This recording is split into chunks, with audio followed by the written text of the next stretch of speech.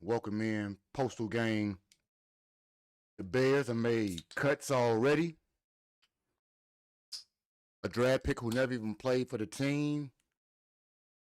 Ben has made proclamations of what he expects from the team. And the 2026 Bears Rookie Minicamp is underway, or it actually has concluded. Once again, welcome in to Mailbox Sports. I am your host, Postman 1914. Let's see if we got things going with this wonderful Ninja Juice. Rachel Cubed, how we feeling? Once again, we got this ragged. Why is my chat ninja not working?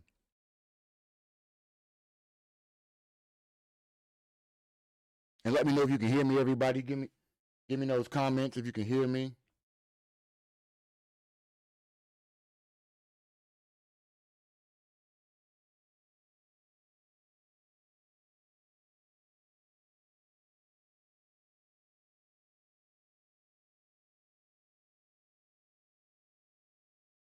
Give me one hot second.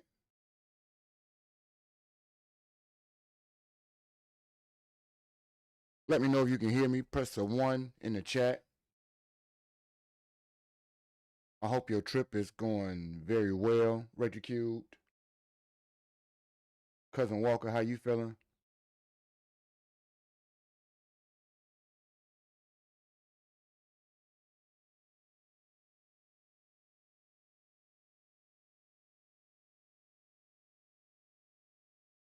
Testing 666.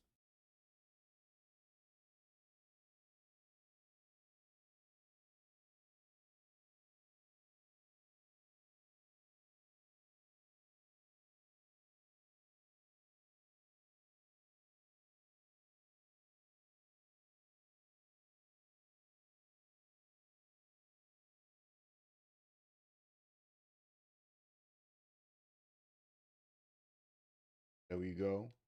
Thank you for joining the Postal Gang, Hallie Pierce. And again, if you can hear me, let me know. Put that 1 in the chat for me. We still working through some things. If you can hear me, Hallie or anyone else, 1's up.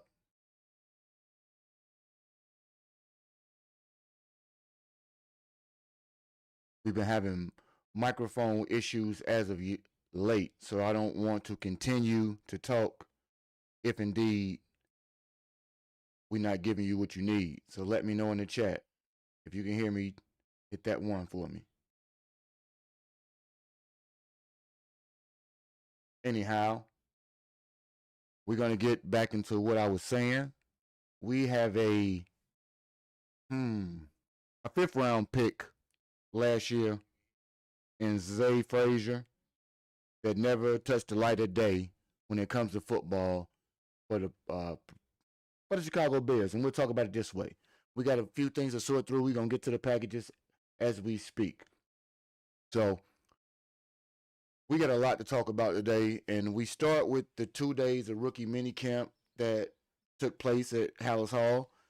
Day 1 and day 2 has wrapped up, and the male content, I guess we'd say, is piling up for us. A few controversial decisions were made to start the season off before we get into the ultimate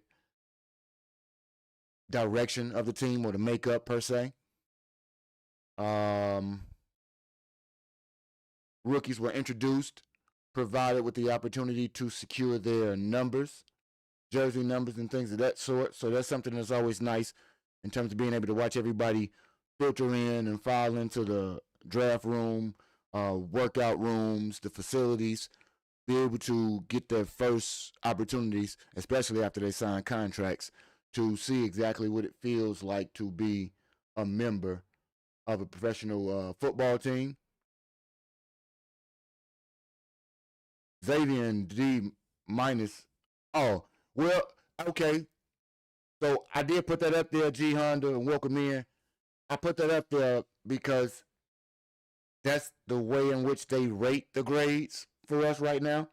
You know, I never got too much of a thing to talk about when it comes to draft grades, but they rate, and I quote, a A plus for Dillon Thieneman, a B plus for center Logan Jones, B minus for Sam Roush, as you see. The D plus you referenced was Zavion Thomas, Malik Muhammad, a A. I think it's a steal. Don't know that to be true yet, but I think it's a steal in the draft.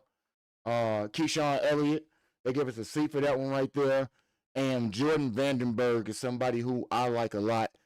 A is the grade they gave us in the 6th round for him. So I'm curious to find out exactly how this is going to work out for us, G.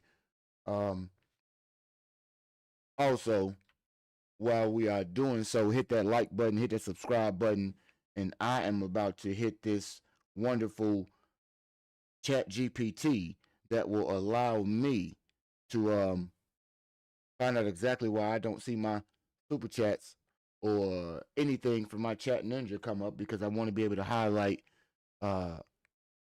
things I find very intriguing when it comes to the conversation.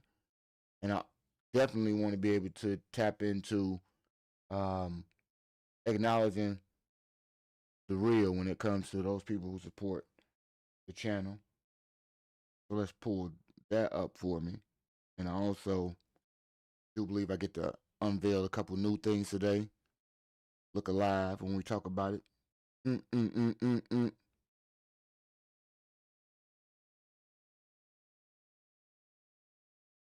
again, if you can hear me loud and clear, make sure we hit that 1 in the chat to make sure that I am not talking to myself. Appreciate it.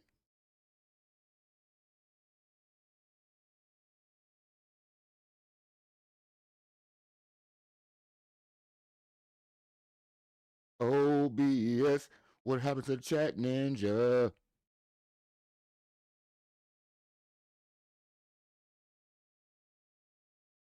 By the way, new cut, who this?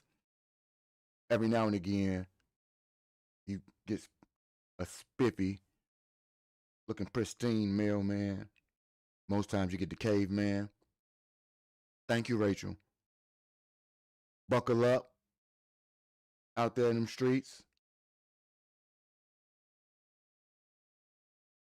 I'm trying to make sure I can see some things. The chat starts moving.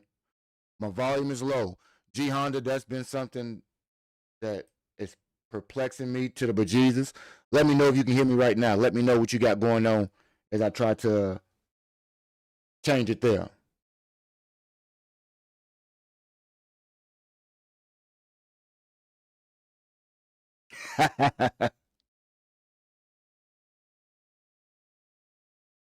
So So G Honda got a wax build up.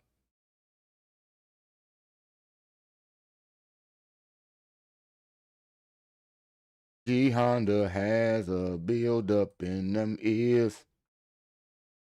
Is that what it is, my guy?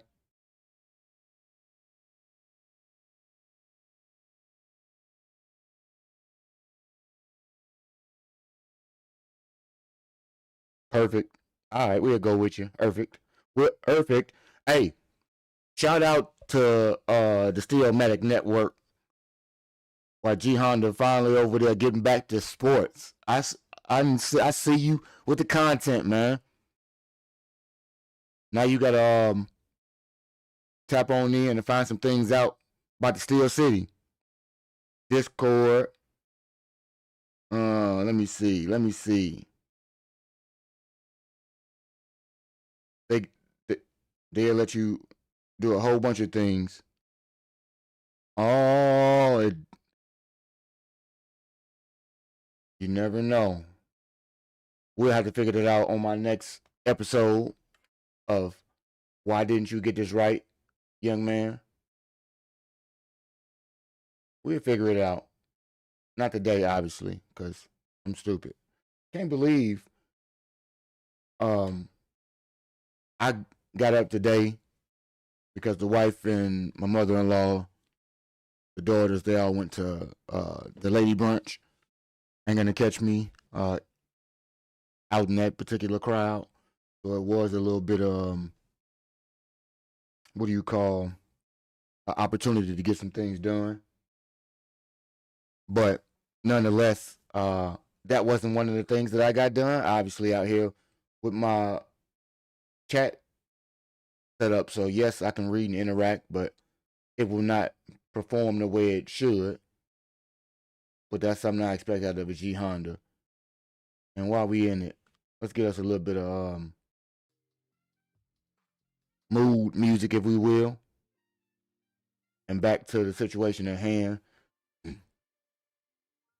I say controversial decisions because they've already, as I stated, made a cut to the roster before we even get wrapped up in the rookie minicamp. Because you got guys that I think want to prove doubt is wrong.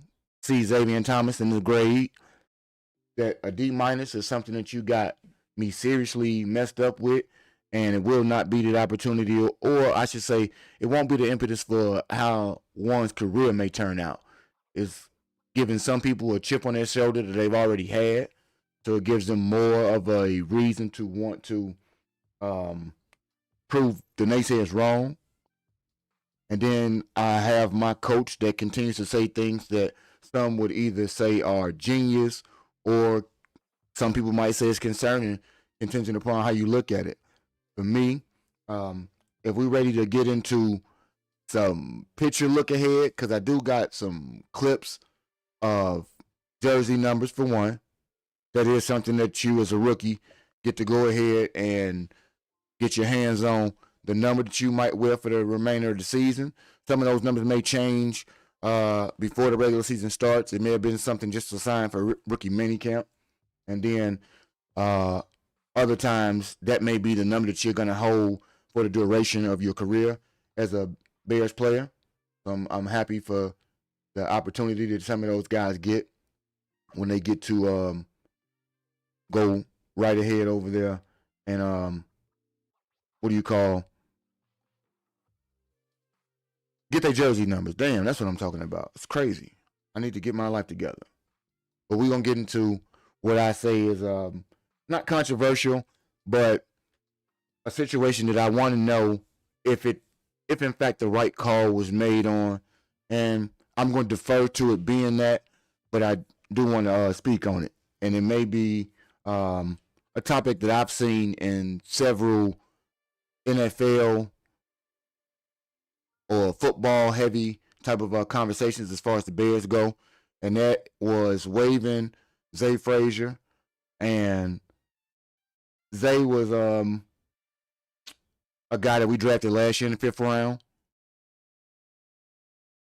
Never played a single snap for us, and Ben said it was time to part ways. And you know, Rachel Cube is going to be a T Miles. There's going to be a litmus test because he will also be a volume guy. And while 8 out of 10 might get it, I want to make sure those two hearing deficient football fans get their dose before we get into all of the other things, because it has been on my mind all day. In the post office, they talk about raising the price of stamps and postage. And over here at Mailbox Sports, we are going to implement, per popular demand, a postal pit.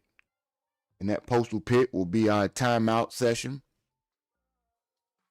If you are, in fact, in that timeout session, and I got to make sure that every single one of these. Wait a minute. We making sure every one of these channels I see. I need somebody to be out here, Miss Rachel. I don't know how you don't have a shield for every name, but all of them will get the same thing. That's crazy. Nonetheless, when the coach says that the 5th-round pick last year, who set out for personal reasons last year, those reasons probably won't be disclosed, nor will I attempt to speculate. I know many people, the curious types or nosy, whatever word you want to use, they would like to know why Zah Frazier didn't play the entire rookie season for him. He did participate in spring workouts, and then, like I said, unspecified personal issues, stepped away. So at this time, some of those issues I think persist, or they've not allowed him to be at the level in which the coaching staff, being in particular, wants him to be at. And the quote was, Zay's a guy that we've had here for over a year, and it's just one of those things when we're looking at the roster and where he's at and where we're at, it was time to part ways. He says we're hopeful, and it just wasn't going that direction. The trajectory was off, so we decided to go in a different direction. And for me to have some coach translation for Ben, I think that kind of indicates what I just stated, that last year the personal issues were something that they were allowing you to handle, but the expectation of learning and progressing as far as being a veteran and a professional, I don't think those expectations were met completely. And at that point, you start to have doubt as to whether or not he can rise to the level of where you think the team should be in its second year. And albeit it can be a pseudo rookie year, when you came back to minicamp this year, it's, obviously something that's critical to you to go ahead and be able to prove. And when the GM already stated in January that he had a mountain to climb, it kind of states really that it wasn't a total shock to most people. But the day before minicamp starts, it is a statement. And I think that one of the rookies that we get to talk about today has a direct correlation on how that path for Zah Frazier was blocked or impeded, and whether rather than try to go ahead and put a round peg in a square hole, they just decided to allow the rookie to have as little of an impediment as possible to go ahead and try to establish himself, provide him with as much time and team development that may be needed for a rookie that doesn't have things going on in his life besides football. And as we know, the rhetoric that has been, bandied about in Halas Hall is that they want guys that are in love with football. And to be in love with football, I guess it indicates to them that you have to be ready to dedicate everything full scale to exactly that, and to have anything outside of that, albeit those things be uh, super important to you and to the team, it is sometimes better to give you the opportunity as a organization to separate and handle everything that you need to handle. Last year, they allowed you to stay on the roster, so that would indicate that you were entitled to all of the healthcare benefits, um, all of the team accoutrements that go along with healthcare.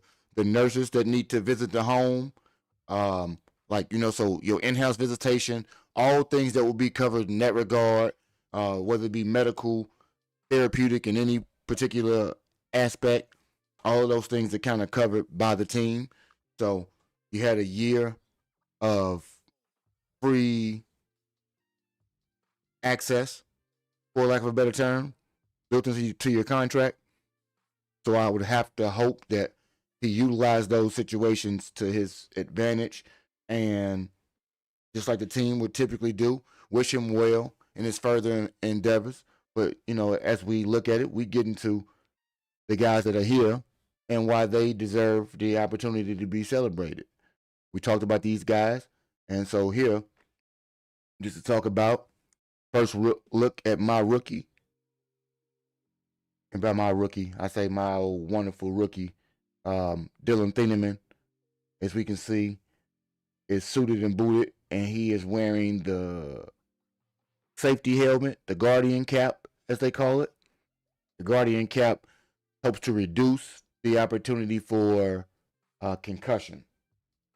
So those types of opportunities right there in itself go crazy.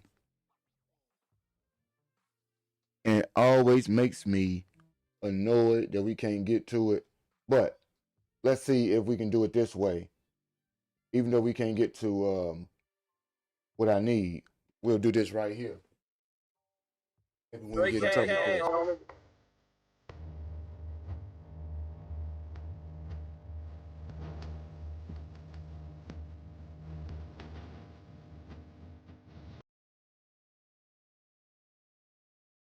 Rachel.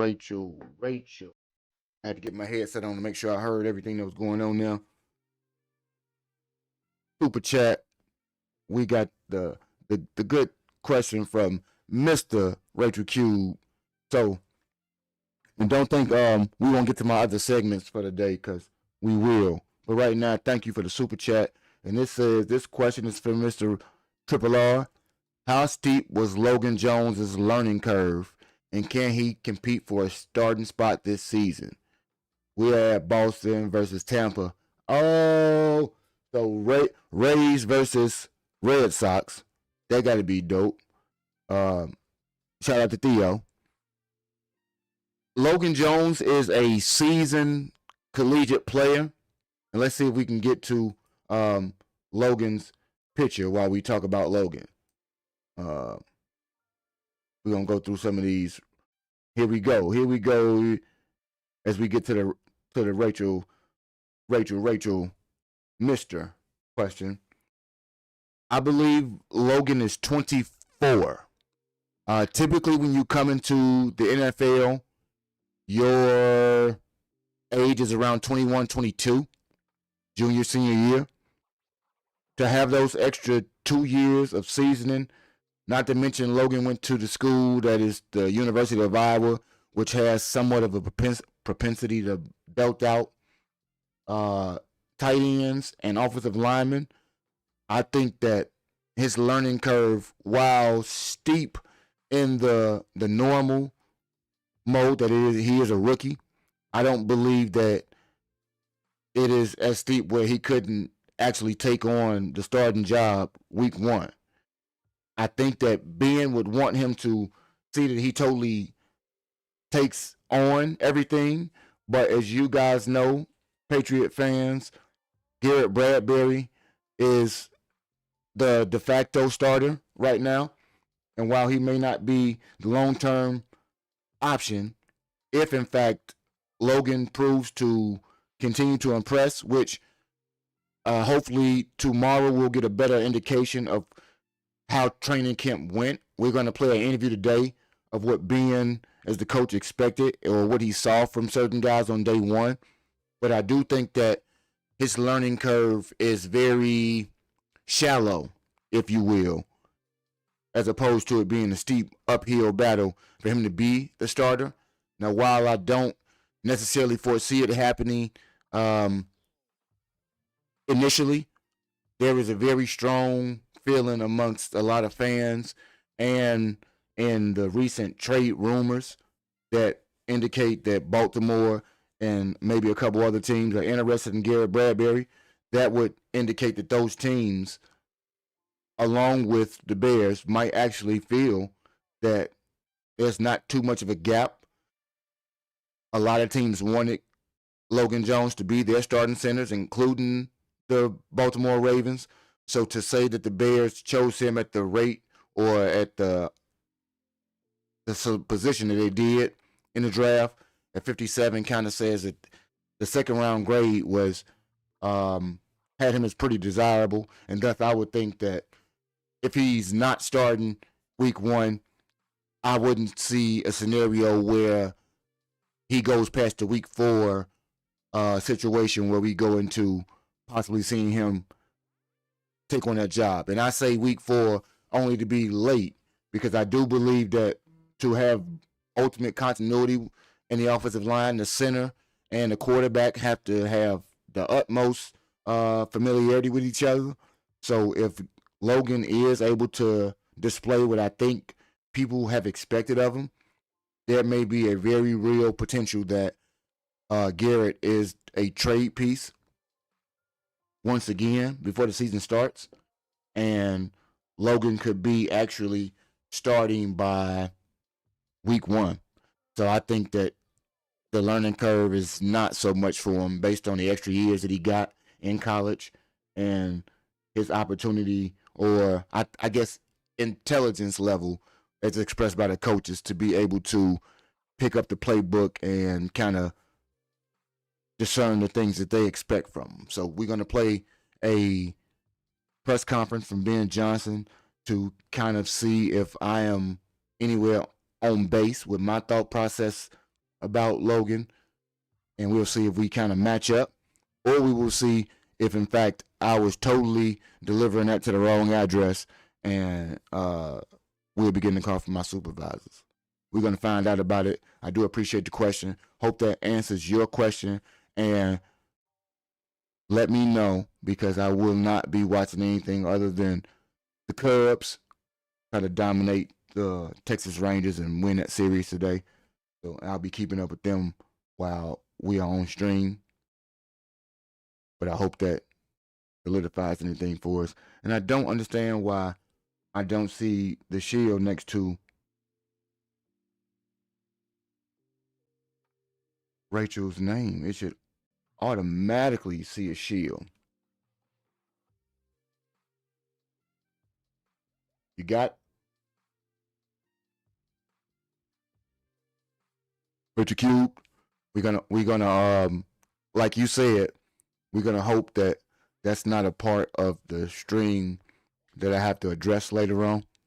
But I figured, I say, how can I try to get around? So if I gotta speed it up or slow it down, it might not give you the same euphoria, but we'll try to get away with having that heard. And next stream, if I don't get any sort of knock knock on my door that I misdelivered this package, then that drop goes along with all of your questions throughout.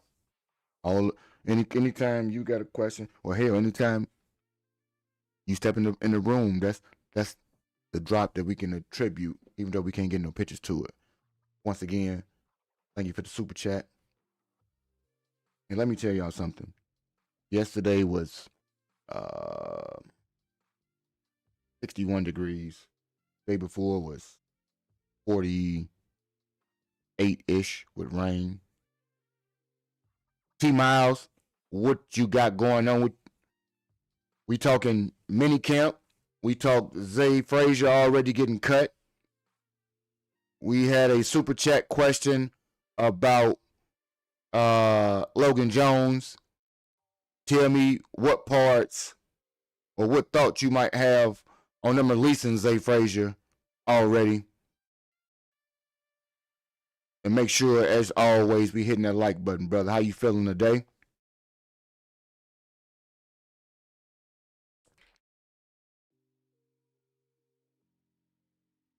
Tried to make sure we get the volume to a reasonable level.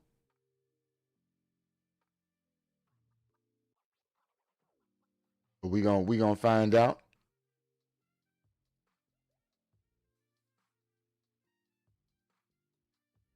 And next time we'll get the chat ninja back up and running. But today, you never know. So here we go.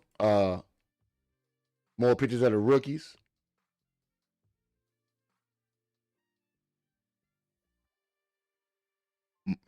And some of these are the undrafteds along with the drafteds. So it's always good to see the mix. Everybody wear the Guardian cap right now. Everybody get their safety on. Full waste of Zah Frazier. Yeah. Well, I mean, when everything's off the field don't line up with things on the field, we got to be as safe as possible with our mental health. I don't know that that's the question. I'm making a slight inference, but family, mental health, your personal equilibrium is something that is needed for maximum success. And if you don't have everything going for yourself as far as how you feel and how you think, you won't perform at any level that is commensurate with the expectation. And I guess being them saw that already. So when you kind of see the writing on the wall, you give the young man an opportunity to go ahead and what's the word? You give him an opportunity to go ahead and reset, try to go ahead and get him an opportunity to either get things squared or at minimum get an opportunity elsewhere if that's the only thing you need. But sometimes, like you say, your talent can't be underwhelming or more underwhelming than your effort. And so when your effort and your availability is not there, then that's your best ability in football and in anything. Your best ability is your availability. When you're not able to be available, we got to say you cannot deliver. And what I will say, while we're talking delivery, let's take a quick time. We're going to give you a nice little insert right there. I don't know. Sorry, but you can't right now have the Postal Gang white tee layer of the merchandise that we got going on. So if we saw and like I said, everybody feel free to hit me in the Discord so that we can get any and all merchandise orders filled for you as we are on the upstart. And again, because I did say off stream, but I did not say on stream. So thank you for being the most considerate guy in my stream, Ken. Welcome in. Happy Mother's Day. I spoke with my wife and my mother-in-law and everybody going to do things, but I did not acknowledge the day itself. My humblest of apologies. My special shout out and happy Mother's Day to Rachel Cubed. And I cannot believe that I did not think about that. So let's get right into that as Cash somehow thinks that right in that moment, me standing up was the time for him to get my cameo. Yeah, Ken, you got me, man. You far more understanding and logical than I am, good sir. Nevertheless, let's get to it. Ken, we talked Zah Frazier. We talked a bit about Logan Jones. We are going through a couple. G Honda, I already told you that we got a couple new things to unveil to the stream,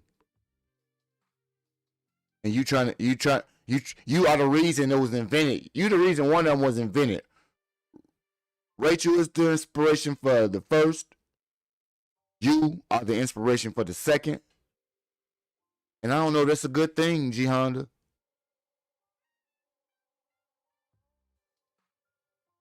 You if you hear the catchphrase today, that means somebody set you down for a little while. You know? Hey.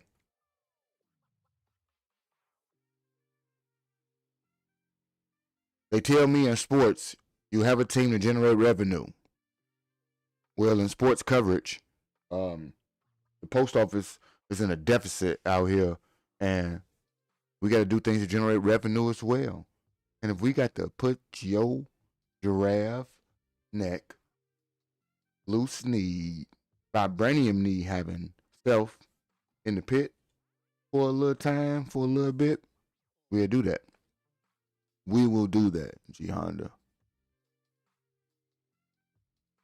But anyway, we'll get back to it. We are talking about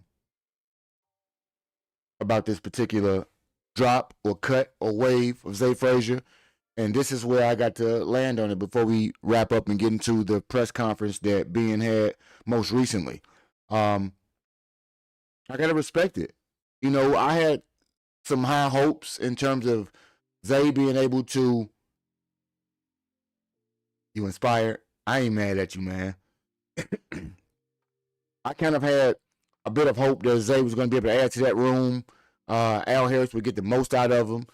That we would have the highest of level of competition when it came to the secondary room. But some people going to say, you know, we wasted a pick, babysitting a guy who couldn't get themselves together. But I think it's more so of an opportunity where you were extended an opportunity. I gave you a full scholarship to Al Harris University. For whatever reason, you were not able to fulfill the curriculum needed. You did not have enough postage on your envelope, as we would say at the post office. And ultimately, what happened to you? Let's see if I got it queued up over here. Let's see if we got it. Because I don't know what we got. Do we got it? I don't think we do. But you're returning to sender. Ultimately, that's what happened to you, my guy. But just to talk about what we got going on here, we talked about the guy that cut or got cut. We are not talking about football just yet, but in honor of milestones, you know what we are talking about today, people. Minicamp is none other than what the great Allen Iverson spoke of best. And this is what we talking about, y'all. Well, Coach, I mean, listen, we talking about practice. Not a game. We talking about practice. You dig it? Not a game. We talking about practice. You understand? And this practice is important to the careers of both the drafted rookies and the undrafted. And hell, we even see it's important to the people who had drafted last year, because some people are always brought in to essentially replace the old. Out with the old, in with the new. And we can infer that the logic of availability and talent level affected the decision making of the Chicago Bears this year when it comes to things going on, because waiving Zah Frazier before minicamp, was it the right move? I don't know. Yes or no? If you think it was the right move before camp to get rid of Zah Frazier, put yes or no in the chat. If you think it was the right call to go ahead and get rid of him before we even get down to business. Because ultimately, I think the Bears just moved the drill. You know, they forwarded the mail and they got it going. I don't think that they, while it may not be the fan desire that I would have, it is in fact a necessary evil and something that the Bears felt was the best thing to do. So I'm all on board with the Ben train, and if they thought that was the right thing to do for me, you know, coaches approved. We got a yes, so T Miles agrees with that, and that's understandable, especially. And especially when we talk about the secondary guys that we're going to bring in. Now, before we talk about any of those guys, we will go ahead and let us hear exactly what it is that our wonderful coach has to say about some of these things. But if you will, in the interim, we're going to close him off. We don't need to be seeing none of his lovely face. And we are going to listen into this press conference from one Ben Johnson. How's it slipping my mind? You never know. Oh, somebody had to be the inspiration for Hades. In undergrad, Rachel, let me break it down for you for my internship. At the beginning of my internship, is what we call the first session is a class session, meaning we go back to the classroom with my main professor, and she gives us a once-over as a how-to. In that how-to, she gives us her expectation. She gives us the requirements that we need to meet in order to go ahead and exercise opportunities for graduation. And she also, in that particular moment, how's the way I can put it? She gives us the most perfect breakdown of the best way to pass her class, meaning the example of the right thing to do.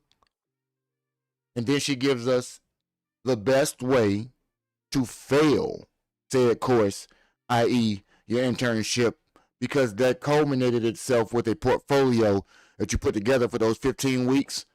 And in that portfolio, there were prerequisite things that were standard that would already be set in place, along with the things that you needed to supply on your own based on your experience.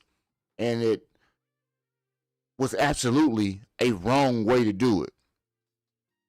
There was a best way, and shout out to me, because my predecessor, aka my Sarah, my mentor, was the example of how to get an A.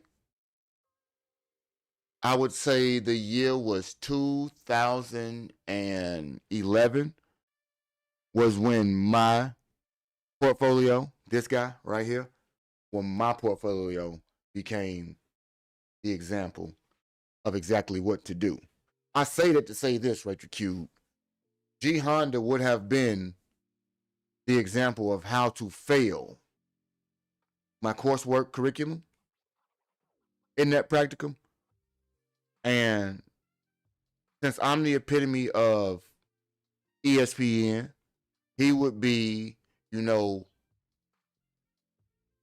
local Fox News Susquehanna County. You know what I mean? Type shit. So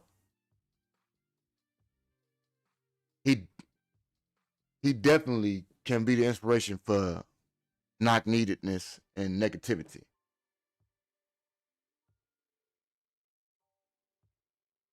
He can be the impetus for isolation. The trendsetter, but trapped in purgatory, that type thing. And if we don't know, just so that we can go ahead and get it in, I want us to get a visual here. So anytime somebody would happen to offend the niceties of the chat, i.e. the sensibilities of anybody who don't want to hear it, this is where they're going to go, everybody. Tune in as we go to the pit. Or, here's another idea that's going to be very controversial. You will indeed could be rejected. shut the fuck up. If your ass. If you come in here talking crazy, here's another idea that's going to be very controversial. being that guy, you could shut the fuck up. You indeed will be banished. G. Honda. You get it?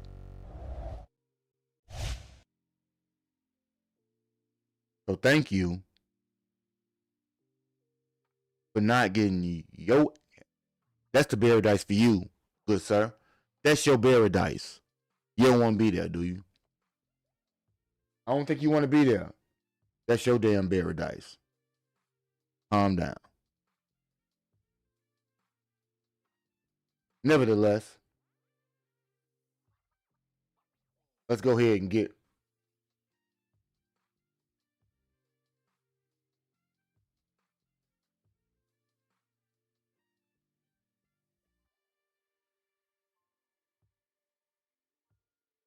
Did he just say that?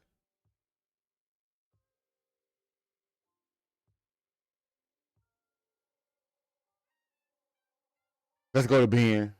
Well, All right, here we go. For myself. Man, always exciting to get the rookies in the building. I know we got a lot of energy. Coaching staff's excited to get going, and really more than anything, you know, I know we'll hit the grass and we'll have walkthroughs and all that, but it's more about just introducing them to our way of life, and so that's really the objective here over the next 2 days. Good start already last night. I know a lot of information was digested, and we'll see it come to life here today. But you know, it's a great start for us, this off-season program, and getting them integrated with the vets on Monday will be an awesome thing as well. So go ahead and open it up. Zah Frazier was waived yesterday. What went into that decision?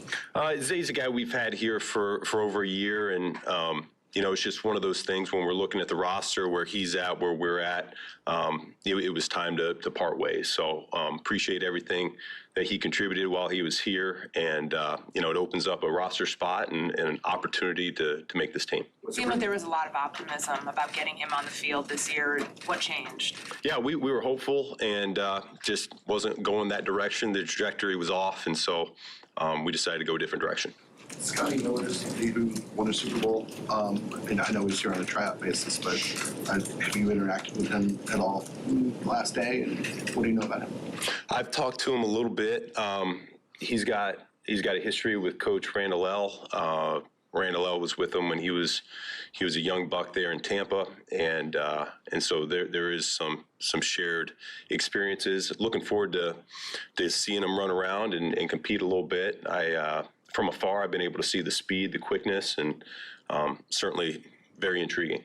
After you get Malik Muhammad and all these other rookies integrated, they know what they're doing, that kind of thing, what do you want to see from a player like him that'll make you confident maybe in summertime he can be a challenger for some action? Yeah, well, I think all these guys, and it's regardless of draft pick or undrafted rookie, it really doesn't matter how they got here. We're all looking for competition, and Ryan and I alluded to that a couple weeks ago after the draft.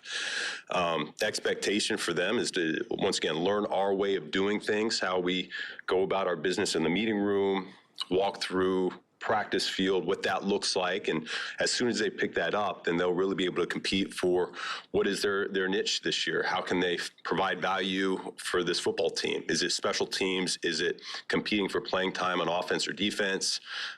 That's really up to them, but learning our way of life is first and foremost. Ben, have you talked much computer science with Sam Roush, and how do you think that impacts his understanding of the game? Yeah, no, we haven't gone down that road, but no, he is a very impressive young man. You know, obviously he go to a school like that and take education seriously like he has. He's very bright. I don't think he'll have any problem picking up the details with which we like to play with. And then a guy like Jimmy Dre, who went to Stanford as well, that could be a fun combination in that tight end room. So looking forward to his future. I mentioned the players, the rookies learning your way of life. How different is the situation? So, real quick, just to kind of break in and recap some of the things that he spoke about. We talked about Logan Jones earlier and the steep hill that has to be climbed. Ben's first primary initiative is to make sure that you understand and immerse yourself into the culture of what he expects on the whole. And by that, the playbook is one of the latter portions of the things that Ben wants them to learn, i.e. the intensity, the expectation level, the way in which you should condition your body and mind to be able to perform, the environment in terms of how you acclimate yourself and are able to assimilate to the things that are going on in the environment. Those types of things are what he deems as necessary to be able to kind of immerse yourself into the holistic football program that he has listed in order for you to get snaps. When he speaks about the Stanford connections with guys like Sam Roush and Jim Dre, which is a tight end coach, you see, one, that some of these coaches have a different way of connecting with individuals. Two, you get to see that he speaks of some of these draft picks in a way that the outside public, when we question the third round draftability of a Sam Roush, he speaks of Sam in a way that would intimate if he is able to do the things that he expects of Sam this upcoming season, he will be able to carve out a niche for himself along with the other guys in terms of playing time, the expectations within that playing time. Some could have starter level snaps. Some could have a role play expectation. Some could be special teams oriented. Some of those guys could be very situational in the way in which they see the field. But it does give us the level of opportunity to see that if they can adapt to the mannerisms and the way in which Ben wants to distribute the information as far as his program goes, those guys, and the faster they do so, they are able to gain access to the field. And by gaining access to the field, I mean week one, you are getting meaningful snaps. And people would say that Ben is not favorable to rookies. And I would say that your learning curve or ability to do so is favorable to you touching the field. So if you are a guy, when they spoke of the computer science for Sam Roush, I guess they try to correlate that specifically with him being highly intellectual. If his recall of situations, plays, and execution could be at such a level where he touches the field more than the 25% that it was utilized for the third tight end position last year, maybe he shows us that he deserves to be in more passing situations in addition to his blocking schemes.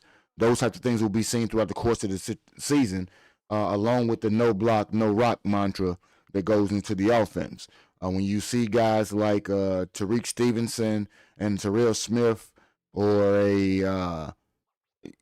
guy that you want to peg in that's been a part of the season before, Josh Blackwell, if those guys want to make an impression that says that Malik Muhammad won't be on the field, then we get to find out. But I think that Ben intimates that if you do the things that are expected initially, those building blocks will kind of start to stack themselves in a way that gives them the ultimate level of competitional value, and it allows them to see the field and provide meaningful opportunities for themselves and for the team, no matter the role at this point. But let's get back to what the coach is saying.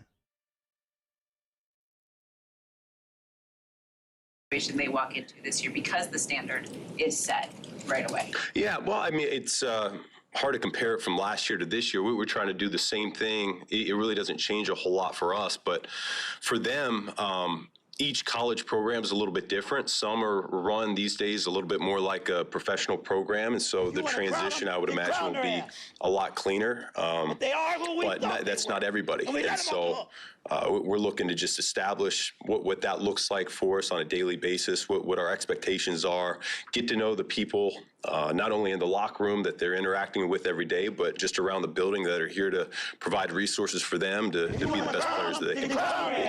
And when you look back at the 22 tight ends draft, what does that kind of tell you about where the league? Yeah, well, there were a number of really good players coming out this year, and we were fortunate to get one that we feel really highly about, that can contribute, run game, pass pro, catching down the field. We feel like we got one of the more complete tight ends that this draft had to offer. But in regards to big picture and just where the league is going, obviously teams have had success with the 2 tight end, 3 tight end sets. Things kind of always go full circle, it seems like, and it wasn't that long ago that 3 receiver sets were kind of the norm, and now it seems to be transition on over a little bit more. But I think the more you can look to attack the defense, whether it's you want to give them a base defense or you feel comfortable competing against them when they're in their sub defenses, it just the flexibility that tight ends give you, I think it adds a dimension to your offense. And from all parties, it sounded like Logan Jones's 30 visit here was a connection point for everybody. What for you was the significance of that time together and what it sold both sides on the fit? Yeah, well, I mean, I said it a couple weeks ago. Coach Rochar and Coach Devan, they made some rounds this offseason, just making sure we did due diligence on a number of players, and Logan was one that stood out. And my visit with him when he was here was extremely impressed by football knowledge, makeup, very mature. And to me, it's not we're getting a rookie, we're getting a guy that's a little bit more of a seasoned player, which really is not uncommon for those Iowa linemen. So I think he's going to fall kind of next in line for a really good program, the next guy out. How quickly can he be ready to play at this level? Time will tell. It's the ball's in his court as far as I'm concerned, and he understands that. Just like with everyone else, we're looking to create competition and consistency day after day, and building trust, not only with Caleb and the other quarterbacks, but within that offensive line room, and then obviously with the coaching staff. So it's just a matter of time to build trust. With Malik. All right. So, first, we give a special thanks to one of these elite mailers, Postage Paid for Juice Drops Entertainment. Hey, my cuz, thank you for being a member for a full month. A residual member. This is the first time we get to see that in my chat. So I'm appreciative of not only once, but twice, as Juice Drops ENT went on here and subscribed and been a member to me. I appreciate you so much.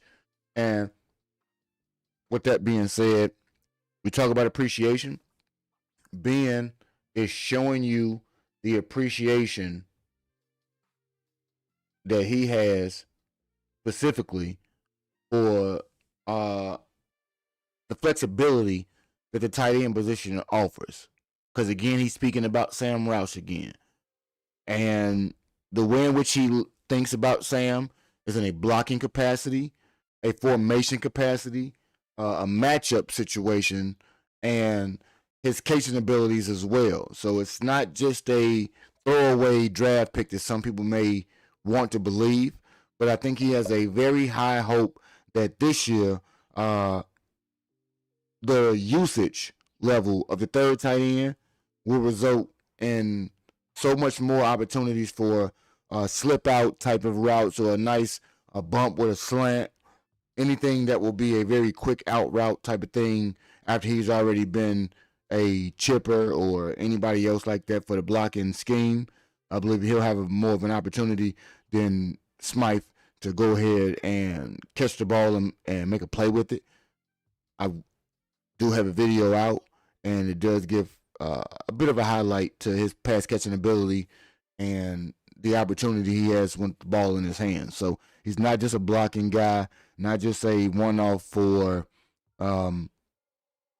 heavy personnel, but 13 personnel, i.e.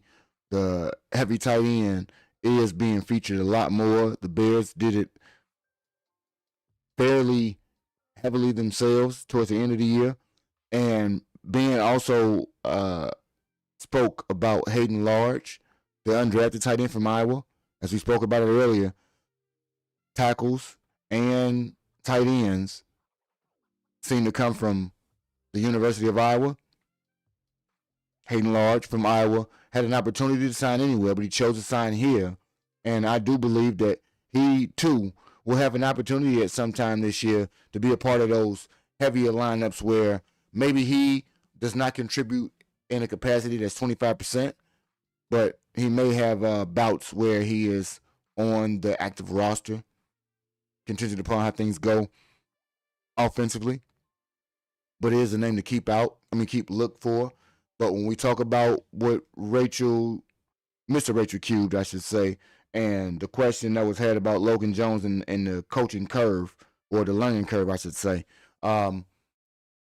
being just intimated that the quicker you can acclimate yourself into the football culture and nature of what the Chicago Bears expect of you, seeing as though everybody came from different operational programs, if you can go ahead and acclimate yourself to being a professional and doing so the way in which Ben needs you to and expects you to, you can expect a guy like Logan or anybody else to have the opportunity to usurp the incumbent starter.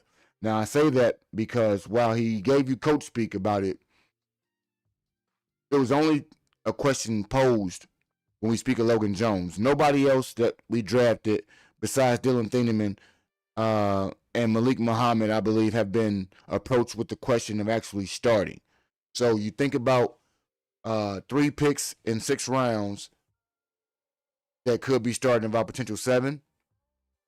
That would be what many would classify as a home run. If you got 3 starters out of your draft class, and to give you at least not he has a lot to learn, he has to do this. He told you very specifically the outline or the blueprint, if you will, or in my case, the line of travel that would lead him to be a starting center this season for the Bears. So, again, it speaks to what I kind of thought for Logan, that if he's able to bury himself into the playbook, go ahead and make every opportunity to be the best guy as far as what is needed of the center position, that will be ultimately everything somebody needs. And this may not be anything related to what we got going on in football, but I think it's worth it for myself. So, time for us to have a little breaking news. The Chicago Bulls have recently, as of 4 minutes ago, been awarded with the 4th overall pick in the 2026 NBA draft. The Bulls have been blessed with a top 4 pick, if you ask me. Would have wished for 2 or 3. Would have really wished for 1. But hey, if you are able to land a Cam Boozer with that pick,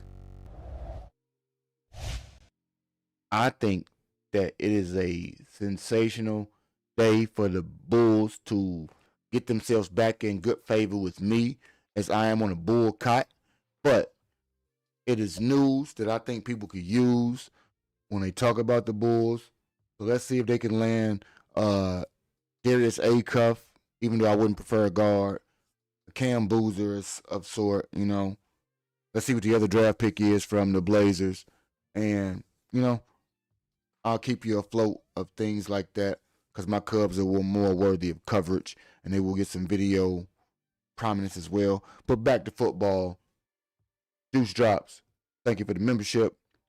And we get into what Ben is ultimately stated is that anybody can get the opportunity to start. Let's see who will. We got a little bit more of the presser to cover, so let's go ahead and listen to it. What can learning under Al Harris do for him to get him to where you believe he can be? Yeah, I think for all of our defensive backs, it's one of the better situations that you could ask for. I think the world of Al, we were very fortunate to get him back, and he's a great teacher. I think he's very systematic about the process with which we want to go about our business. And so because of that, I think he's got some really good building blocks for young players. If they trust him and they buy into his way of coaching, that they're going to have success. His track record says that. And so, I think Malik is a very sharp young man, and he's going to be able to embrace that coaching style with open arms. What's your comfort level not having an experienced long snapper on the roster? I know you don't play till September, but is that the kind of thing that could keep coaches up at night? Yeah, there is certainly an element of that is a phase that you overlook a lot of times. And I think it's a good point that you make is we need to feel really comfortable about that position because a mistake on special teams usually wins or loses ball games for you. And so that's an area that Coach Hightower, Coach Blevins, myself, Ryan, we've all been in constant dialogue with how we want to attack it here this offseason. And we feel good about the two guys we have in the building. And it's up to one of them to grab a job that's up for grabs right now. And if we can't get that done the way we need it done, then, of course, there's other options out there. And what drew you guys to Caden Barnett? Say it again. What drew you guys to Caden Barnett in the college free agency? Yeah, well, I think he plays the game the way we want to play it. So there's a physical demeanor about him. That's what stands out first and foremost. And, I think we got a couple really good offensive line coaches that when you have a guy that has traits like that are harder to coach, that you can help clean up the technique and things of that nature. So when the mind's right, I have a lot of confidence in our coaching staff to get the rest of it. What's his best, or I guess what's his natural position? Because I know he's played right tackle, right guard. Do you expect him more to be on the interior, at least to start? Yeah, we'll probably line him up inside initially, but with all these guys, the best way to make the roster, if you're not going to be a starter, is to showcase versatility. And so whether that's showing that he can snap the ball or he can bounce outside, the more versatility that we have in our backup offensive lineman, the better off we are. And a couple more, please. Beyond Rome. All right. So the first question that they broke down was about Malik Muhammad, the 4th-round cornerback from Texas. I do believe that Malik Muhammad had a very profound impact on them being able to keep a guy.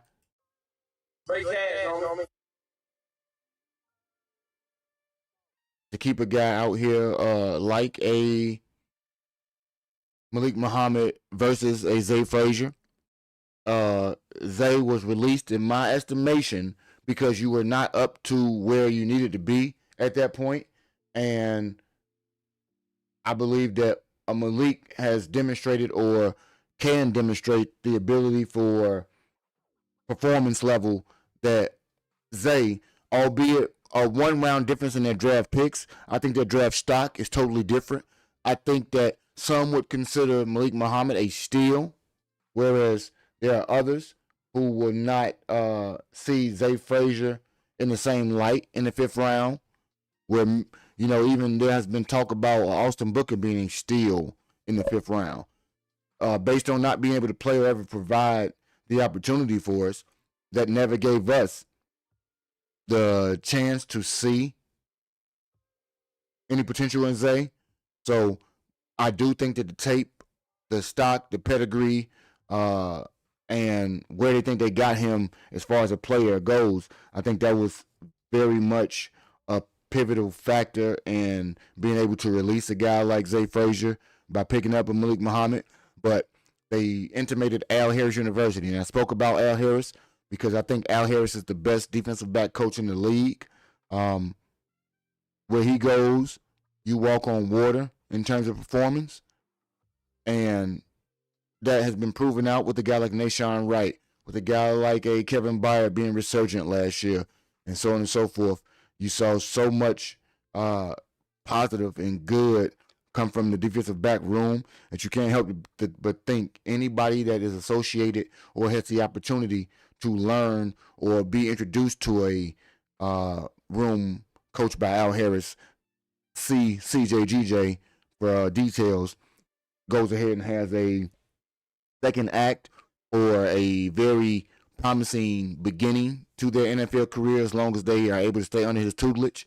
So I believe that a guy like a Malik could potentially have the opportunity, as we spoke about, one of those three guys that could be a starter. Malik is one of those guys that I feel could very strongly have the opportunity to land himself in a starting position opposite Jalen Johnson.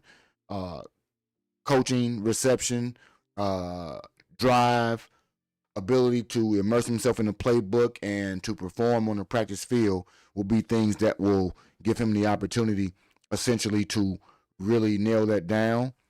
And when we speak about nailing things down, I have at length talked about a potential Joe Thuney, a.k.a. Joe Tooney, because I don't know why I added the H to silent. He's going to have an opportunity. We keep talking about these crossed over Patriots while I rate you in the chat. It's ironic. Joe eventually is going to have to hang the cleats up, and the opportunity to have his replacement around will be important. I believe, and you can book it and put this on tape, the intangible qualities that cannot be coached, the technique that can be cleaned up and modified, will in fact, in the future, land a guy like Caden Barnett from Wyoming, the Vanilla Gorilla. He will indeed replace left or right guard as the future starter for the Chicago Bears. No, he won't be playing right now, but I think he has the versatility that being spoke of that will totally allow him the opportunity moving forward to be a guy that really makes an impact and becomes a long-term benefit to the league. And keep that in mind because he is, again, one of Ryan Pose's undrafted free agents. And before we get into any other segments of it, because we covered those two, we have a question that is a super chat. But this is a question that was posed to me a little earlier, and I want to be able to pay proper homage to it. So, we talked about things that can be introduced to us today, and what else will we have introduced here? None other than for Rachel. Say it 3 times or say Rachel Cube. We are going to pull on up to a segment I call Mail Time. When we get questions behind the scenes that we want to bring to the forefront so that everybody else can really understand what they mean. And the question for Rachel, let me get back to the war room. My apologies, people. The question for Rachel states: do you think kids in poor neighborhoods do not go to the Division I, should not go to the Division I schools, is my assumption, and go to a HBCU? And if they did, would they sacrifice their careers? Okay. So, in addressing mail time, inner city, underprivileged, underserved youth, should they forego Division I schools and go to HBCUs? So this is how I think it would not affect their careers. In the short term, in the NIL era, the amount of monies that can be paid to a player while in college that may never have the opportunity to make it to the professional ranks, I think it immediately harms that young man to go to an HBCU. And I say that because his long term earning potential is capped at the collegiate level. And if that young man were to go to a Jackson State versus a Michigan State, he foregoes the opportunity to possibly give up tens to hundreds of thousands of dollars. And my thought in that regard is that if he is going to sell insurance later on in life, he should take as many $200,000 opportunities to play football for Michigan State as he could, as opposed to the $10,000 a month that he could earn with, let's say, Alabama State. And while we mention Alabama State, just hit that like button for your boy while we represent ASU, because as we know, graduations happen around Mother's Day, and your boy gave his mother a wonderful graduation day back in 06. So let's go ahead and do what we need out here in these streets, people, and make sure we hit that like button, hit that subscribe button. We see the Cash App Mailbox Sports 3. We can feel free to hit it. The super chats work perfectly out in these streets. And join the membership if we can, because it is always good to have a union-based feel. And the more members we get into the Postal Gang, the more solidarity and strength we can get in our postal union over here at Mailbox Sports. So as we get back to it, you kind of understand that those guys will be at a disadvantage. However, this is where I think that the rub could possibly come into effect for us, Rachel Cubed. If there were and we just talked about the unionized solidarity that I speak of for my channel, if non-unionized, albeit, or in the union capacity, however it would be most lucrative, if all, and I mean all, players of importance, name of reference, and players of non-color were to randomly transfer, it would shift some of the TV monies towards those HBCUs. And if you can increase the level of earnerships, if that's a word, but the earning abilities and capabilities that they would have to be a HBCU athlete, and still, let's say in their collegiate career they can only make $150,000. I personally would think that a person under scholarship that could make $150,000 while they're in school could have something of a leg up to get a degree, have a little bit of cushion to start life out, and not be so desolate. But that would come along with fiscal literacy that I do not think we, on the whole, in a collective capacity, disseminate or know in order to be able to disseminate properly to the youth, so that we can make financial responsibility important. And the more knowledge or information we have about the financial importance of the decisions we make with our dollars, I think that would help to lessen the allure of taking the big check, because I believe that right now the big check wins out, especially when you can play 5-6 years in college. As we talked about a Logan staying for 5-6 years, I think those things ultimately hinder the ability for us collectively in the inner city to make that transition because of the bread. And just like G Honda's perfectly spoke about, Master P's son, Mercy Miller or Hersey, whichever one. he tried to be an advocate for HBCUs until he found out they tried to void his NIL money.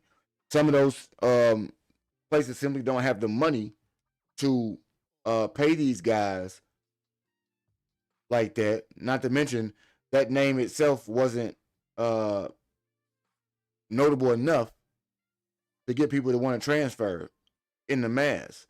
And I think that we have to have a mass level exodus from one side to the other, because if you take us away from those 300 schools collectively and you put us into the HBCU pipeline, then there is only one way for them to receive us, and the talent level won't go away, and they will indeed not draft us. But it has to be something where TV eyes and competition level transfers enough where they can say, I'm still worthy of a first round pick or a lottery pick or a number one pick. Otherwise, they'll try to peg us into a fifth round or mid round devalued situation, and it could, on the front end, harm your situation. Now, if you are that dude, you get drafted and you're able to secure a second contract, your second contract proves your worth, because it proves ultimately what your real stock is in the league as opposed to what your draft stock was. Because draft stock only means as hype as they hyped you up when you got there. But if you ever get a second contract, it says that you yourself have built a portfolio or a resume that warrants a certain pay. So I think if enough of us go, you get enough eyes on us, and we get to go ahead and make that transition.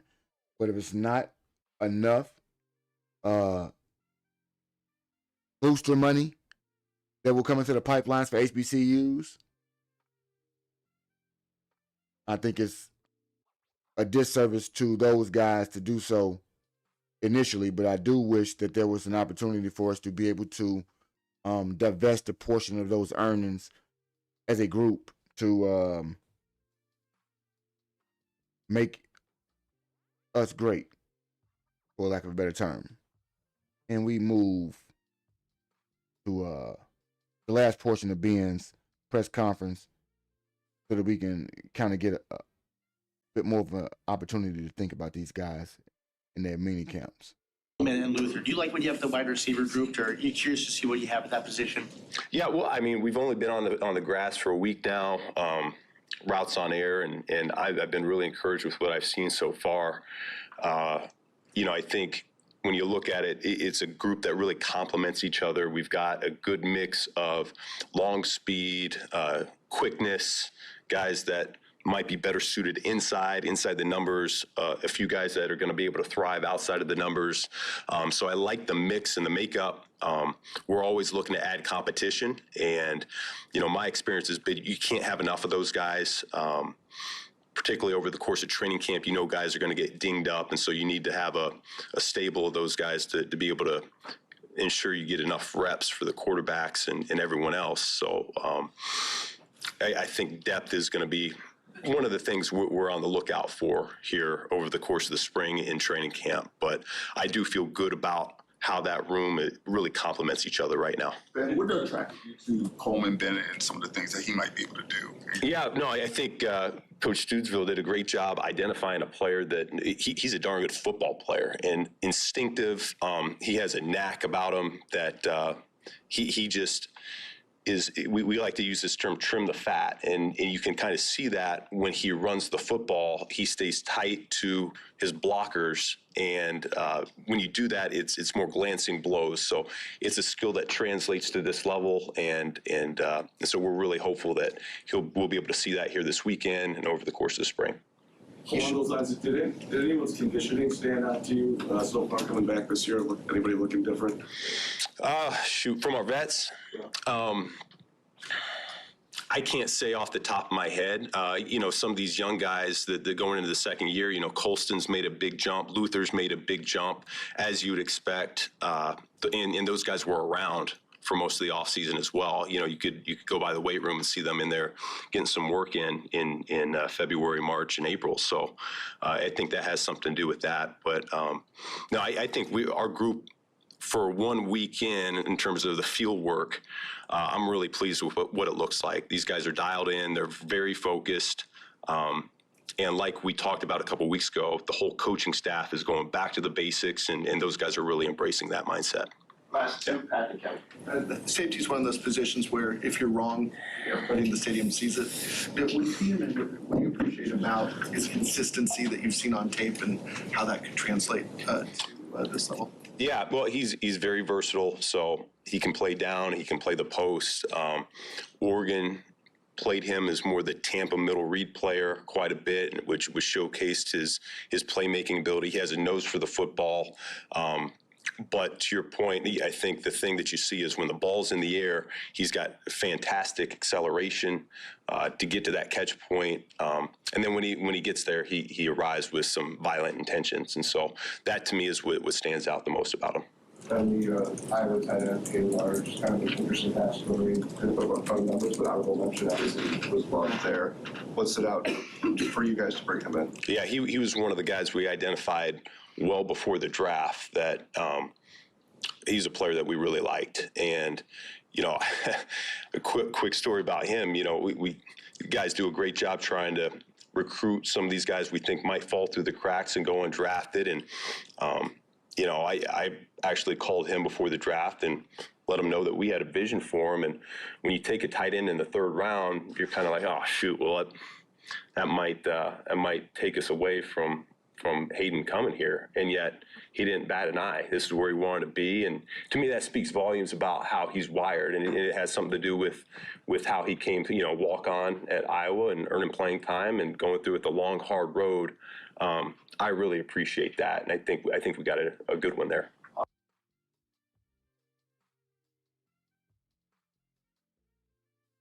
All right.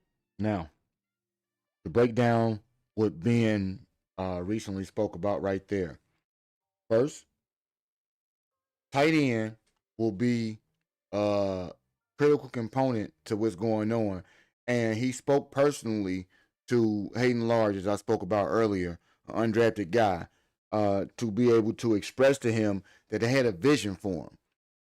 So you signed an undrafted guy, you drafted somebody in the third round, you already have 2 guys on the roster.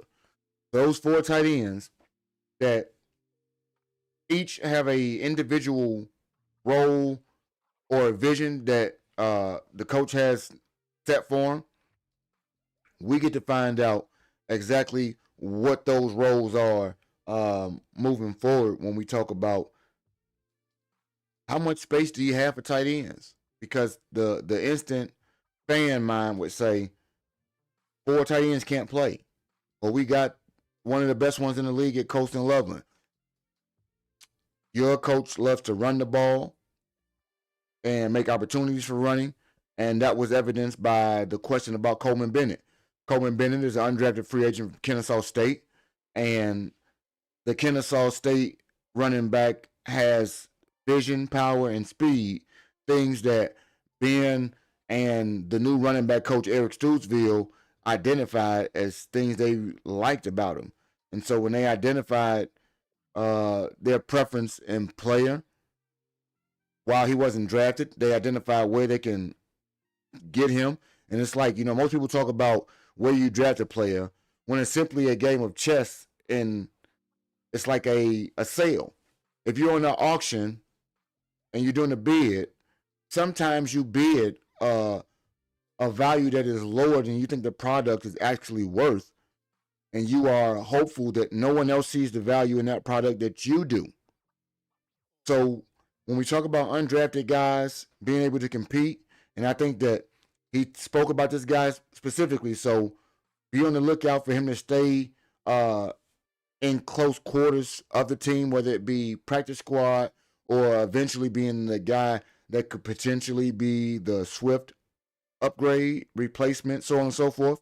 You never could tell the role that he has because he didn't speak about it specifically, but he did take the time to talk about an undrafted free agent from Kennesaw State.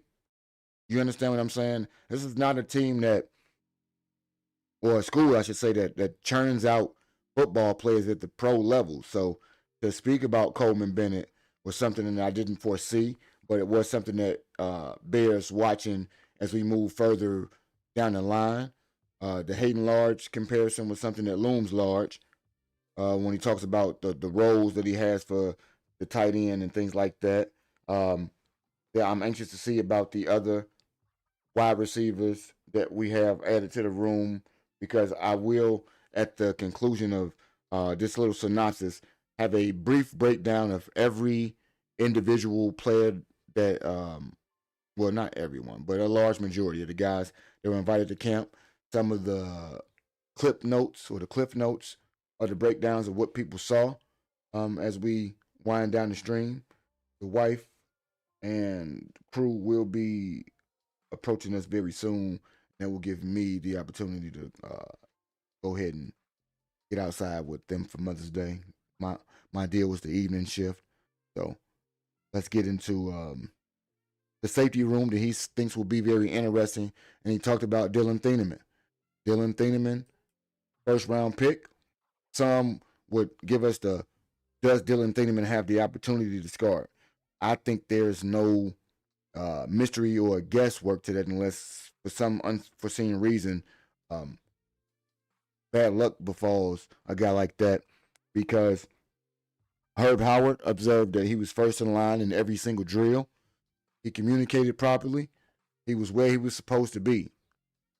Those are some of the things that being intimated that he wanted to already have situated. Not to mention that it was stated that if there was a miscommunication in team drills, Thieneman owned it immediately and went back in line to correct it. Coachable, attention to detail, and the coach already spoke about him being a ball hawk and everything else that he was expected to do in Oregon. So I think that those things kind of allude to him being what they expected of him so far. Not to mention Clay Harbor noted that he had impressive change of direction on the field.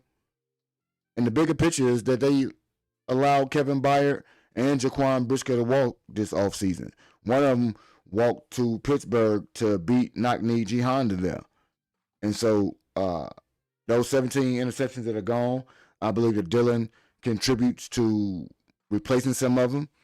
And, you know, Dennis Allen last year said that the secondary wasn't fast enough. Dillon Thieneman is indeed fast at 4.36 speed. And I think that is fast enough.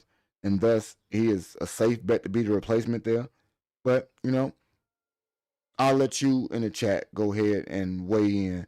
Do you think Dillon is a day one starter, or do you think he is a depth piece? Somebody that brings much controversy when we talk about reach, steal, or actual value. Zavion Thomas, as we talked about earlier, they gave him a D- for a grade.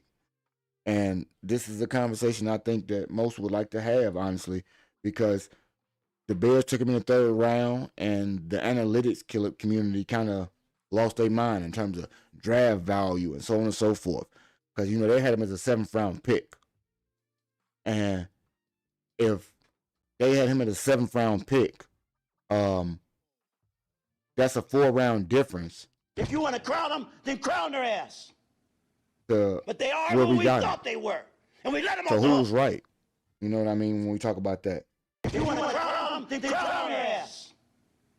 But they are who we thought they were. And we let them off the hook. I ain't want to go past crowning them. And when we crown them out here with Dracula, as he is out here 1 month priority mail membership. I appreciate you being a member of the Postal Gang while he is watching at work. I appreciate that, man. Hope you're getting something out of it, man. Hope you're getting all the listening you can get. And he go right behind that and hit us with the super chat or the super sticker. You already know. We give thanks at the end of the show for the weeks before. Drac, you will exactly be on that list, as you already know, man. The Bears took Zavion Thomas at 69. Some of the draftniks say that he was a 7th round pick. So we ask you guys, his 4.28 40 speed. It's elite. It's top tier. He is diverse as they specify that they prefer, as he is a wide receiver, kick returner, and he did a press conference, and I'll try to get some clips up where he spoke about the fun that he had lining up at running back. They spoke about the versatility that he had at LSU, Dracula, and I appreciate that. To be able to return kicks, special teams value, catch the ball out of the backfield, and line up and be a 4-3, take the top off the speed. Off the defense type of speed. I think that that's animated in everything that they expect of him. Clay Harbor said that he looked explosive. His speed definitely shows up, and they were surprised at how natural he catches the ball with his hands. So instantly, we think of him as gadget, gimmick, running back, or everything else. He feels the ball cleanly as a kick returner. He has 4.2 speed that blows off of the page, and he is a guy that Herb Howard says you can see the 4.2 speed when he decides to hit the gas pedal. So he has a different gear than everybody else out there, he says, and he is a natural catcher of the football out of the air. That right there has to massage some of the fears of fans when they speak of a guy that is a natural catcher of the football when he was drafted as a third-round wide receiver. He was drafted, in my estimation, to be the slot guy that takes the top off and is the 9-route resident, per se. This guy has a P.O. box in the end zone when it comes to speed. And I think that right there, like T. Miles say, 95.99 on Madden, they say his kick return angle and return drills, he was seamless in catching the ball and hitting his first step immediately. That's something, when people talk about Velus Jones, he was seamlessly catching and hitting the first step immediately, is what they say about this guy. He was not out here fumbling around, kicking the ball, booting it upfield. Return drills.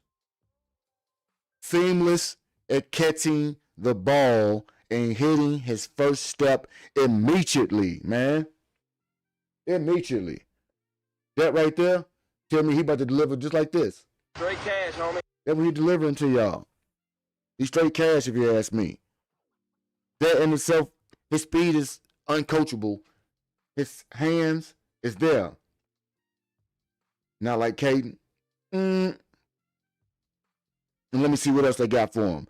So, Ben and Press, they use speed in creative ways because Press Johnson is the new, Press Taylor, I should say, is the new OC. And I'll do a reaction video to Press's video conference. I'm going to start doing more reaction videos to the press conferences and everything else so that it gives us a different opportunity when it comes to people who have already seen the content as far as the live stream goes, so that they don't have to rehash as much and they have a bit more opportunity to catch up on things or thoughts that I may have throughout the course of the week that don't get expressed on the live stream. So be on the lookout for that. Not to mention, we did release a few videos this weekend, so feel free to click those. We want to try to get more content out so that I can have more things that are member-only based. I want to have more opportunities in the Discord for us to explore the merchandise. I do have a video that I'm debating, and let me know, chat, if I put a 1 in the chat if I should debut more merchandise in a slideshow on stream, or should I make a video that kind of shows you everything? Because Dracula, I did have the opportunity to look into some baseball caps and some beanies when it comes to merchandise, if interested. And I already have access to t-shirts, long sleeve tees, hoodies, and ladies tees. So feel free to hit me in the Discord on those. We will get the slideshow going so that you can see how some of those things look in real time. so that you get a better visual since I don't have an actual rolled out store. I do want guys to be able to see what it is that you are purchasing if in fact you want to represent with some merch. At this time, everything in that vein will be Cash App, PayPal related.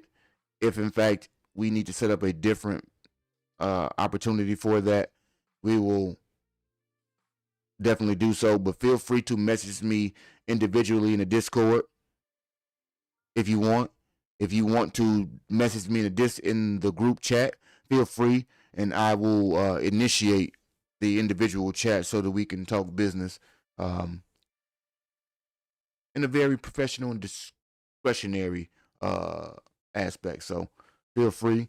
Another reason why I encourage people to get to the Discord, because it does give us a better opportunity to get direct communication. The email is something that I have to tap into.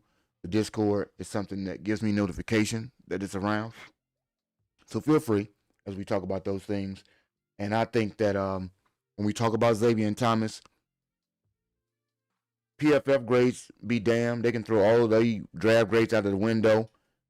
They don't have any idea what Ben is going to do with this 4.3 speed that can be a chess piece everywhere. He will develop route running as most collegiate players will do.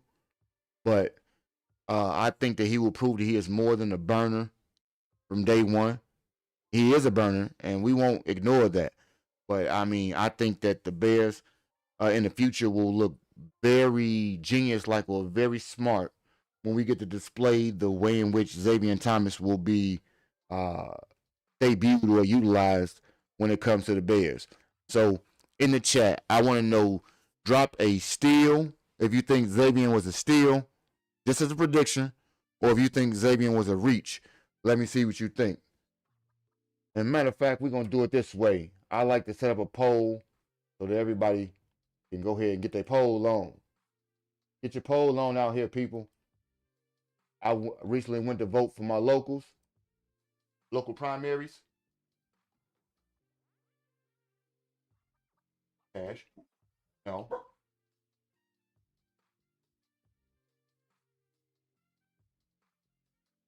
We'll do it just like that. Will Zavion be a steal?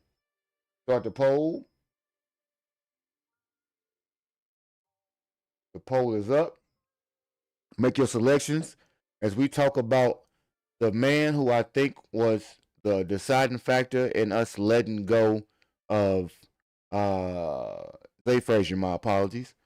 We talk about Malik Muhammad or Malik Muhammad. I don't know how I just got rid of that man's whole last name. And I speak about the Al Harris factor. So, 4th round quarterback out of Texas. Bears traded up to get him. And when he got drafted, he's publicly quoted as saying he can't wait to get to work with Al Harris. I think that Harris is the best relationship anybody can get as a young secondary guy. And Herb Howard had observations that Harris was on Muhammad every single day, every minute, every detail. And he did shift from outside to nickel corner throughout the entirety of the practice. Now, yes, it'll be a long summer or spring for the guy as far as the coach being in his ear. But it also will be so much better for him moving forward.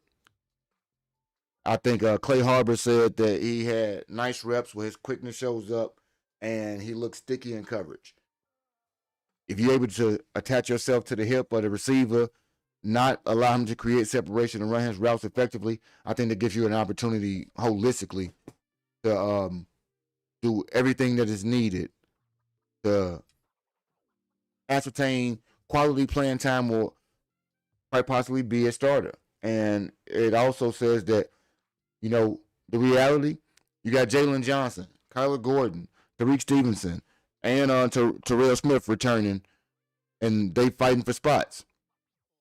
So Muhammad is in a battle, but I do believe that he is a guy who will be a depth piece that plays a heavy portion of the snaps.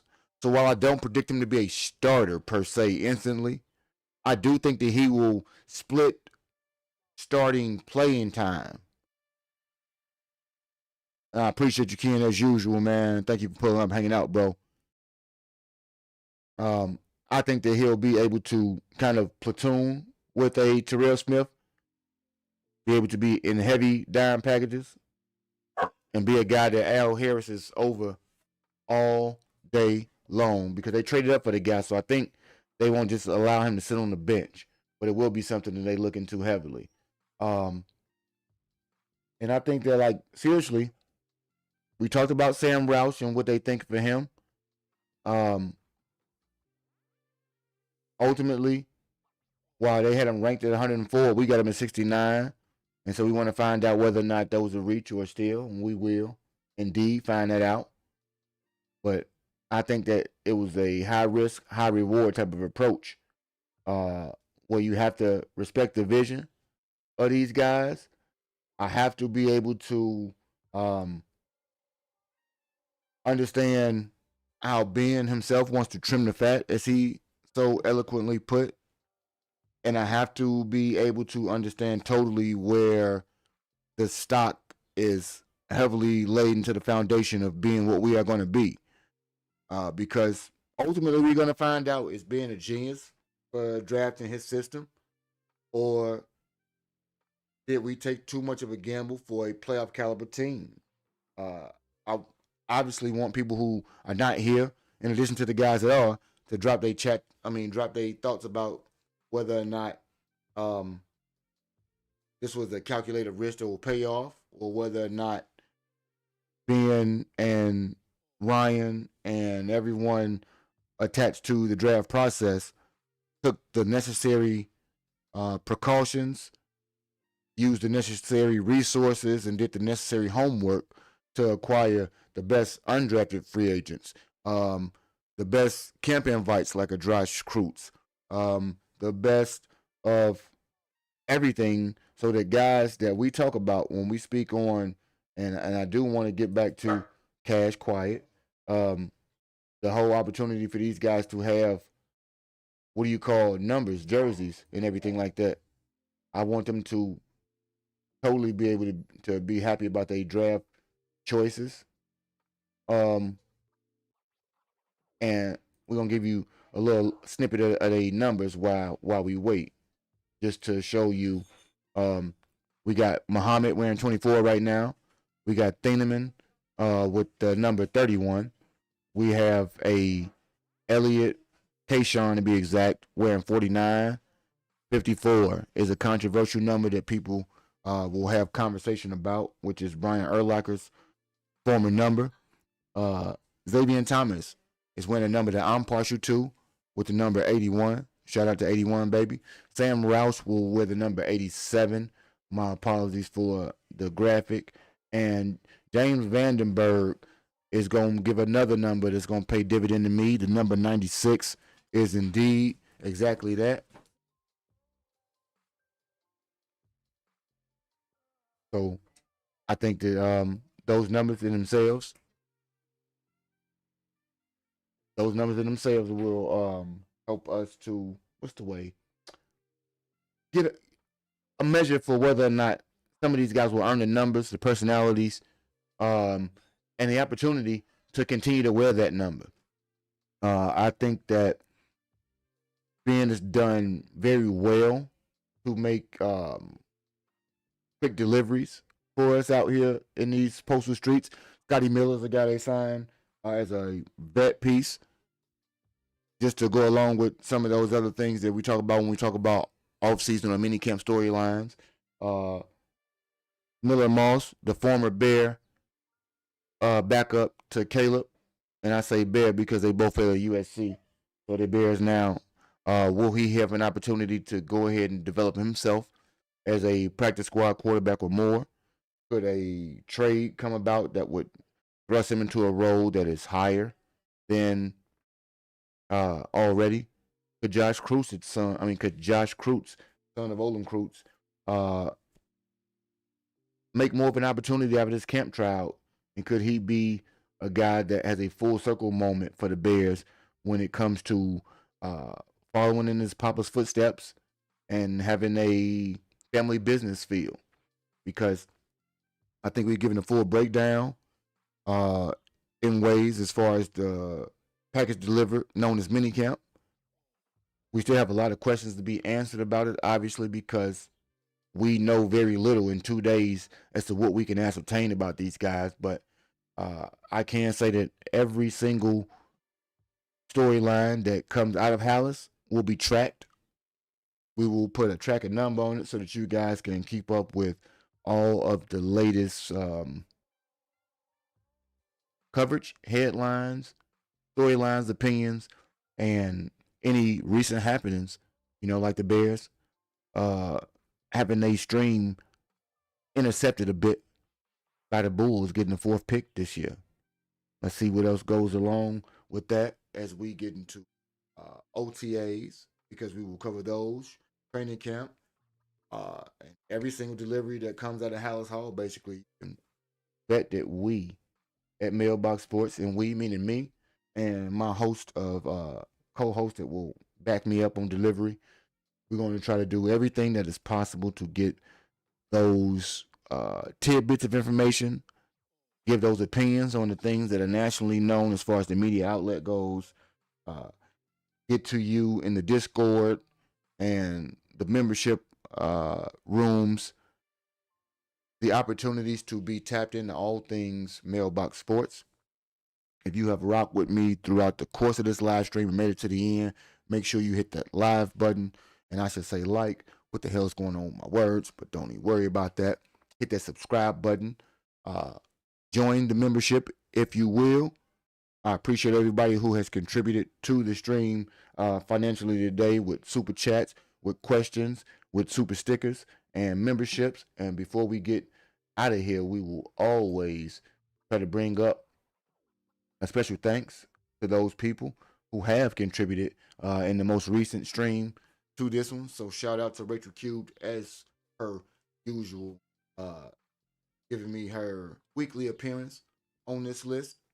Count Dracula, as usual, does once again his best and